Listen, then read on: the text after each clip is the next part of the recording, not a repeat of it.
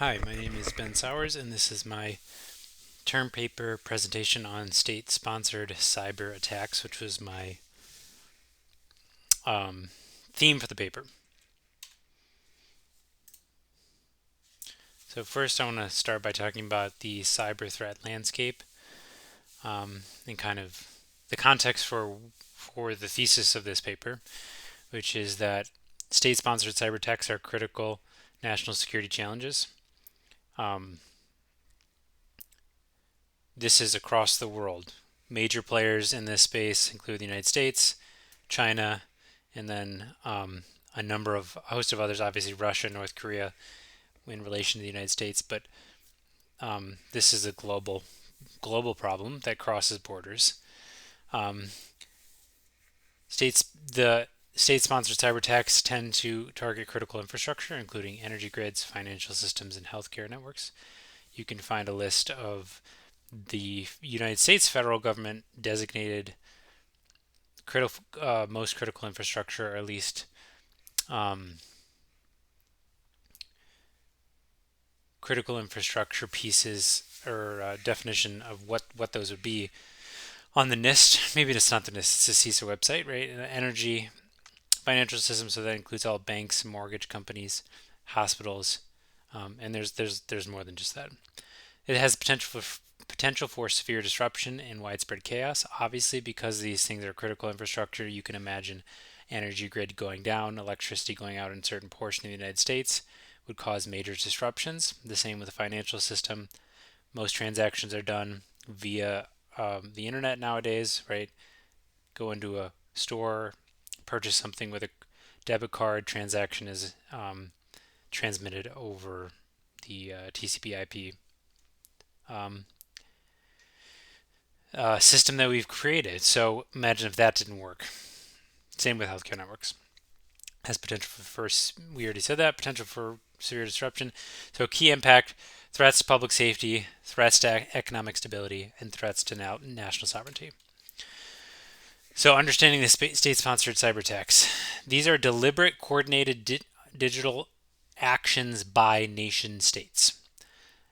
So it's a little bit murky here when we say state-sponsored versus by nation states, because in this space, it's not always as simple as the Chinese hacking group, I'm using quotation marks there, hacked the United States in some way. They penetrated a network or they did whatever.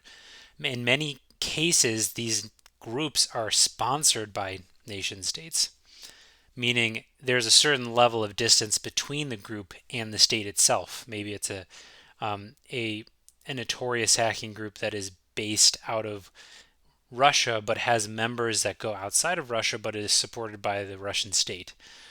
So again, the internet makes things very murky, crossing borders.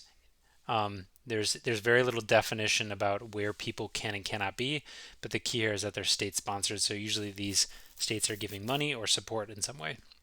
The motivations are usually political, coercion, economic espionage, some type of military objective, and then some examples are the Stuxnet worm, which is when the United States and Israel disrupted Iran's nuclear program by basically hacking into the centrifuges and making them spin too fast and breaking them, which is it's quite a phenomenal feat if you read more about this, because the centrifuge plants themselves were air gapped, meaning that they were not actually on the internet.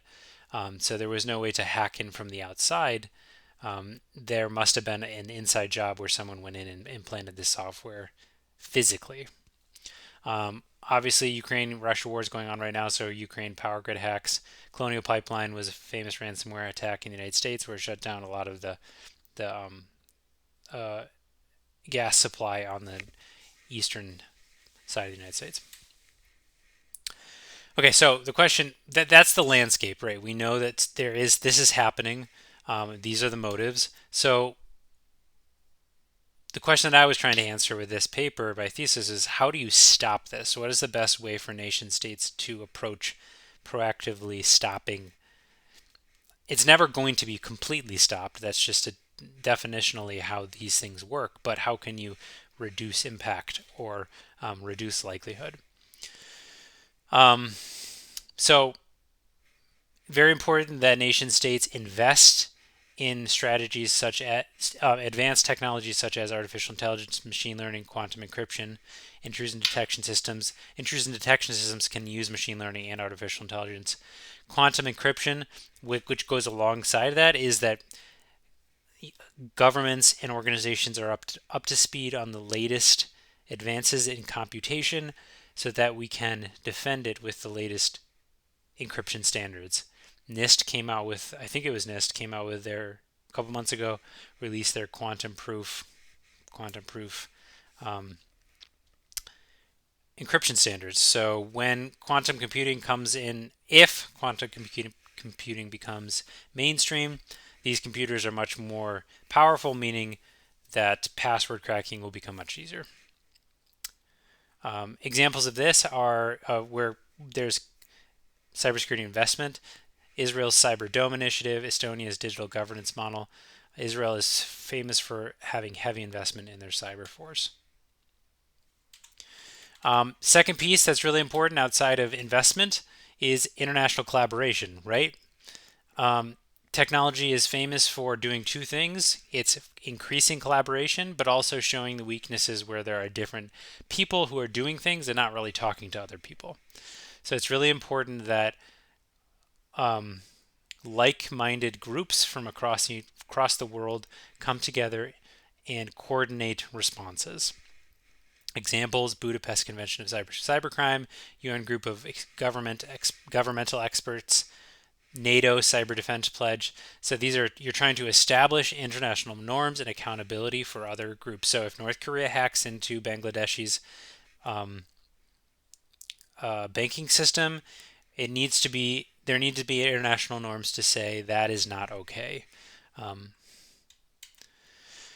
Threat intelligence sharing, which also goes along with the collaboration piece.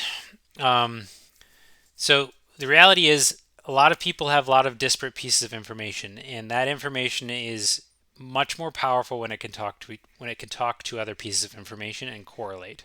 Right. This is why artificial intelligence is so powerful, or at least the potential to be so powerful, is because the coordination of information is like the biggest problem in technology. It's the problem that technology is meant to solve, which is how do you take all the data in the world and make it useful, right? So collaborative platforms include Five Eyes Alliance.